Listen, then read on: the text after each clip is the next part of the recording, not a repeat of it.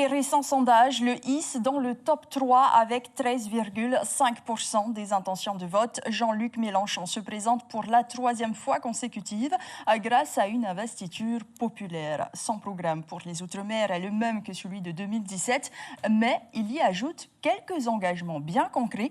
De même, sa vision de la diplomatie est centrée sur les territoires ultramarins. Les détails avec William Cromwell.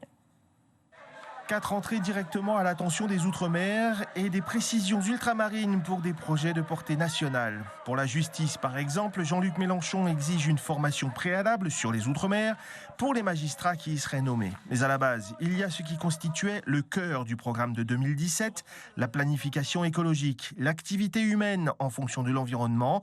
Et là, les Outre-mer ont un temps d'avance sur l'Hexagone. J'avais été très friand des trouvailles des Réunionnais et si vous voulez, mon regard, par habitude, par expérience, parce que je vais et je viens, fait que, loin de considérer les DOM, la Guyane, la Réunion, comme en quelque sorte des régions ultra-périphériques, exotiques et lointaines, mon raisonnement est que c'est plutôt qu'ils représentent quelque chose qui est à l'œuvre, y compris sur le territoire de l'Hexagone, mais l'Hexagone ne le sait pas.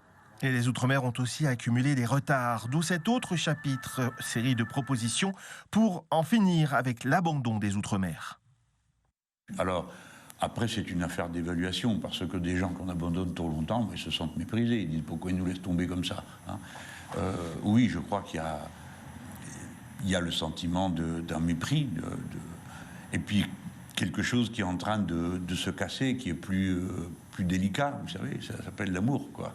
Si tout d'un coup on a l'impression que l'Hexagone, Paris, on n'a rien affiché à la Guadeloupe, eh ben c'est traumatisant. Continuité territoriale, apprentissage et diffusion des langues et cultures régionales, protection de l'emploi local sont autant d'engagements. Surtout que le monde change. Les Outre-mer mettent la France partout sur le globe, notamment là où se dessinent les nouvelles relations internationales.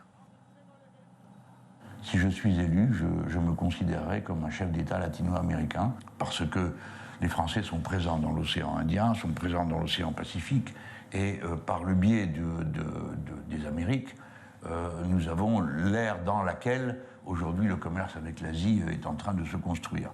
Plus concrètement, le candidat de l'Union populaire s'engage aussi à garantir un droit à l'eau potable dans tous les Outre-mer, et cela coûte que coûte. Moi, je prendrais des mesures extrêmement drastiques sur l'approvisionnement en eau. Ce n'est pas des gendarmes que j'enverrai, c'est des pelleteuses et des tubes pour rétablir les canalisations et dire je vous promets que c'est fini dans 6 mois, 7 mois ou 5 mois, je ne sais pas, je ne suis pas ingénieur. Mais je ferai ça. Au programme également un plan de dépollution du chlordécone, un rattrapage pour la protection de l'enfance, une révision des niches fiscales, de même qu'un jour férié, le 4 février, pour que toute la République commémore l'abolition de l'esclavage.